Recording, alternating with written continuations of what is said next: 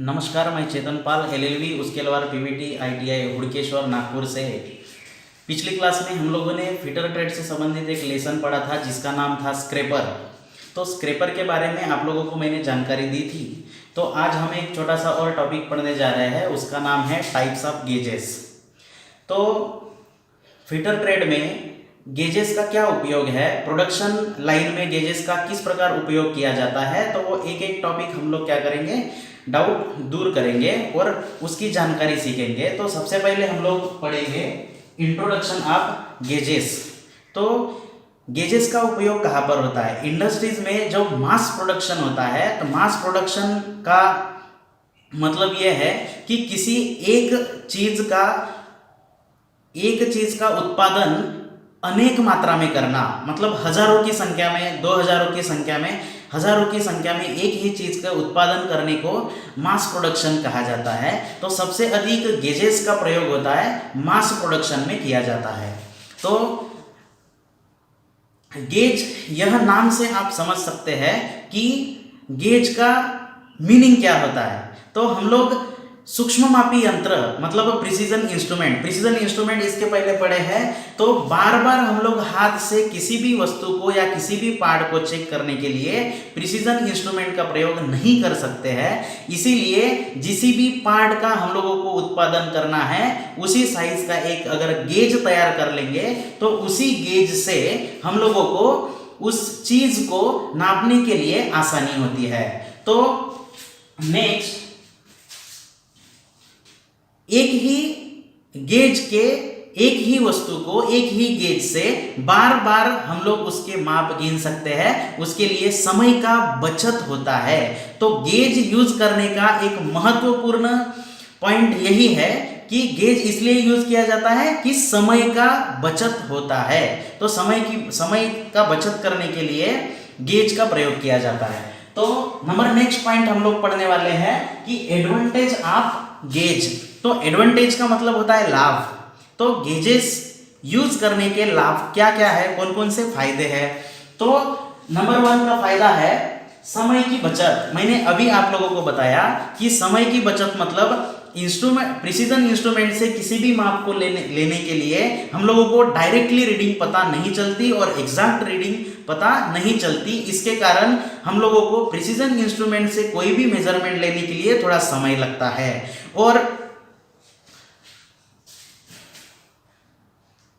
Number 2, बर्बादी से बचत। गेज का माप फिक्स होने के कारण कंपनी में कोई भी उत्पादन खराब होने की संभावना बहुत ही कम होती है, क्योंकि हम लोगों को जितने माप का पार्ट चाहिए उतने ही माप का उसको चेक करने के लिए गेज बनाया जाता है। नंबर नेक्स्ट, असेंबली में शुद्धता। असेंबली में शुद्धता का मतलब अगर किसी पार्ट के माप बिल्कुल एक्यूरेट हो तो उसको असेंबल करने के लिए या जोड़ने के लिए बिल्कुल आसानी होती है। तो नंबर नेक्स्ट, इंटरचेंजेबिलिटी का मतलब इसके पहले क्लास में मैंने आप लोगों को समझा के दिया था। इंटरचेंजेबिलिटी मतलब दो वर्कर एक ही समान पार्ट अगर 2 वर्कर भी बना रहे हैं तो वो आपस में मैच होने को होना, इसे इंटरचेंजेबिलिटी कहते हैं। और इंटरचेंजेबिलिटी का एक महत्वपूर्ण उदाहरण यह है नट और बोल्ट। अगर फॉर एग्जांपल नट का मैन्युफैक्चरिंग कोई और वर्कर करता है और बोल्ट का मैन्युफैक्चर कोई और वर्कर करता है तो दोनों को भी, वो बोल्ट और नट का माप एक ही है तो उसको मैच करने के बाद आसानी से जब वो नट और बोल्ट दोनों मैच हो जाते हैं तो उसे इंटरचेंजेबिलिटी कहा जाता है। तो ये है इंट्रोडक्शन और एडवांटेज ऑफ गेजेस। तो आप लोग अभी समझ में आया होगा आप लोगों के कि गेज का प्रयोग किस लिए कहा जाता है, उसके लाभ क्या है और किधर किया जाता है। तो गेज का सबसे अधिक प्रयोग मास प्रोडक्शन में किया जाता है और मास प्रोडक्शन क्या होता है ये मैंने आप लोगों को समझाया हूं। उसके बाद गेज के मुख्य प्रकार पढ़ेंगे कि मुख्यतः गेज कितने प्रकार के होते हैं। तो टाइप्स ऑफ गेजेस में सबसे पहले वर्कशॉप गेज आता है। जो वर्कशॉप गेज का मतलब ये होता है कि किसी भी पार्ट को प्रत्यक्ष हम लोग मापने के लिए या पार्ट के माप को जांच करने के लिए हम लोग वर्कशॉप गेजेस का प्रयोग करते हैं। जैसे कि वर्कशॉप गेजेस में स्क्रू पिच गेज है, फिलर गेज है और टेलीस्कोपिक गेज है। ये सभी गेजेस जो है वो वर्कशॉप गेज में आते हैं और इसकी एक्यूरेसी सबसे अधिक होती है। सबसे अधिक मतलब जो हम लोग माप लेते हैं उसकी तुलना में, प्रिसीजन इंस्ट्रूमेंट की तुलना में एक्यूरेसी अधिक होती है। तो यह है वर्कशॉप गेज। मतलब जनरली जो वर्कशॉप में प्रत्यक्ष रूप से यूज किए जाते हैं, प्रत्यक्ष रूप से प्रयोग किए जाते हैं, उसे वर्कशॉप गेज कहते हैं। नंबर नेक्स्ट है इंस्पेक्शन गेज। तो इंस्पेक्शन गेज मतलब ये इंस्पेक्शन गेज क्या करेगा, वर्कशॉप गेज से भी हायर एक्यूरेसी का इंस्पेक्शन गेज होता है। तो इंस्पेक्शन गेज का प्रयोग वर्कशॉप गेज की शुद्धता को जांचने के लिए किया जाता है। और थर्ड नंबर का गेज है रेफरेंस गेज। तो रेफरेंस गेज का काम यह है कि वर्कशॉप गेज और इंस्पेक्शन गेज, यह दोनों गेज की शुद्धता को जांचने के लिए, शुद्धता मतलब एक्यूरेसी को जांचने के लिए रेफरेंस गेज का प्रयोग किया जाता है। तो कोई भी गेज को बनाते समय उसकी एक्यूरेसी महत्वपूर्ण होती है, शुद्धता महत्वपूर्ण होती है। तो डायरेक्टली हम लोग सबसे पहले वर्कशॉप में यूज किया जाने वाला गेज है वर्कशॉप गेज, उसकी शुद्धता को जांचने के लिए इंस्पेक्शन गेज, और ये दोनों गेज को, गेज की शुद्धता को जांचने के लिए रेफरेंस गेज का प्रयोग किया जाता है। तो ये अभी तक हम लोगों ने इंट्रोडक्शन, एडवांटेज और गेज के मुख्य प्रकार पढ़े हैं। तो अभी तक हम लोगों ने इंट्रोडक्शन ऑफ गेजेस और एडवांटेज ऑफ गेज और गेज के मुख्य प्रकार पढ़े थे। तो गेज के मुख्य प्रकार में सबसे पहले क्रमांक का गेज था वर्कशॉप गेज, उसके बाद में इंस्पेक्शन गेज और तीसरा नंबर का गेज था रेफरेंस गेज। तो वर्कशॉप गेज हम लोग जनरली कोई भी कार्य करते समय वर्कशॉप में यूज करते हैं, तो इसीलिए उसे वर्कशॉप गेज कहा जाता है। और वर्कशॉप गेज की एक्यूरेसी को चेक करने के लिए इंस्पेक्शन गेज का प्रयोग किया जाता है। और इंस्पेक्शन गेज और वर्कशॉप गेज दोनों की एक्यूरेसी को चेक करने के लिए रेफरेंस गेज का प्रयोग किया जाता है। तो हम लोग अभी पढ़ने वाले हैं कुछ गेजेस है जो जनरली वर्कशॉप में यूज किए जाते हैं, जो वर्कशॉप गेजेस है। तो सबसे पहले नंबर का गेज है रेडियस गेज। तो रेडियस गेज का दूसरा नाम फिलेट गेज है। तो रेडियस गेज को फिलेट गेज भी कहा जाता है। तो रेडियस गेज मतलब आप लोग समझ में आया होगा आप लोगों के कि कोई भी किसी भी जॉब का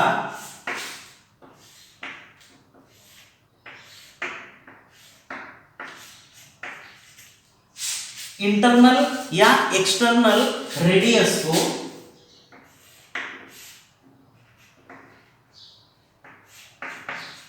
चेक करने के लिए रेडियस गेज का प्रयोग किया जाता है। तो रेडियस गेज में एक ब्लेड होल्डर होता है और अनेक अलग अलग साइज की ब्लेड लगी हुई होती है।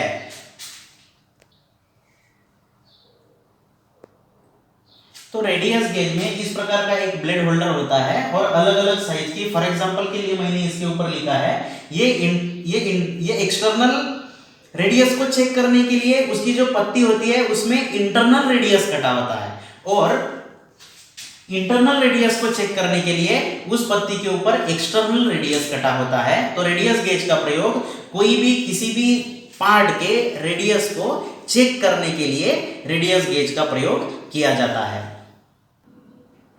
तो दूसरे नंबर का गेज है फिलर गेज। तो फिलर गेज सेम, अभी हमने जो रेडियस गेज और फिलेट गेज पढ़ा है, तो रेडियस गेज के समान ही एक ब्लेड होल्डर होता है और उसमें अनेक छोटे छोटे थिकनेस की पत्तियां उसमें फंसी होती है फिलर गेज में। तो फिलर गेज का प्रयोग मैं आप लोगों को सबसे पहले बता दूं कि फिलर गेज का प्रयोग check the gap of two melting parts, मतलब दोनों पार्ट के बीच की गैप को चेक करने के लिए मशीन असेंबली करते समय दोनों पार्ट के बीच में कितनी गैप होनी चाहिए और कितनी गैप है उसे चेक करने के लिए फिलर गेज का प्रयोग किया जाता है।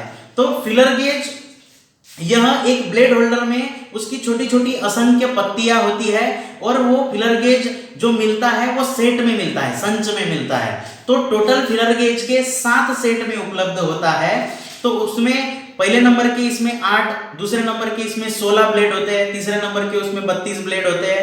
ऐसे अलग अलग साइज के असंख्य ब्लेड उस एक ब्लेड होल्डर में होते हैं। और पिलर गेज का प्रयोग मैंने अभी आप लोगों को बताया कि check the gap of two melting parts, मतलब असेंबली करते समय दो पार्ट के बीच की गैप को चेक करने के लिए पिलर गेज का प्रयोग किया जाता है। उसके बाद का गेज है स्क्रू पिच गेज। तो स्क्रू पिच गेज का मीनिंग है, इसके नाम में ही इसका उपयोग है। तो स्क्रू में जो थ्रेड कटे होते हैं उस थ्रेड की पिच को चेक करने के लिए स्क्रू पिच गेज का प्रयोग किया जाता है। तो स्क्रू पिच गेज कैसे होता है कि रेडियस गेज के समान, जैसे रेडियस गेज की पत्ती पर इंटरनल एवं एक्सटर्नल रेडियस कटा है, तो स्क्रू पिच गेज में सेम उसी प्रकार की पत्तियां होती है, लेकिन उस पत्ती के नीचे अनेक साइज के अनेक पिच की टीथ कटे होते हैं, दांते कटे होते हैं। फॉर एग्जांपल M10, M8, 1.8 ये उसकी पिच है और साइज है। तो नट एवं बोल्ट के ऊपर जो थ्रेड कटे होते हैं उस थ्रेड की पिच को चेक करने के लिए स्क्रू पिच गेज का प्रयोग किया जाता है। उसके बाद में लास्ट नंबर का गेज है वायर गेज। वायर गेज आप लोगों को सबको पता है, वायर का डायमीटर या सीट की मोटाई को चेक करने के लिए वायर गेज का प्रयोग किया जाता है। क्लियर?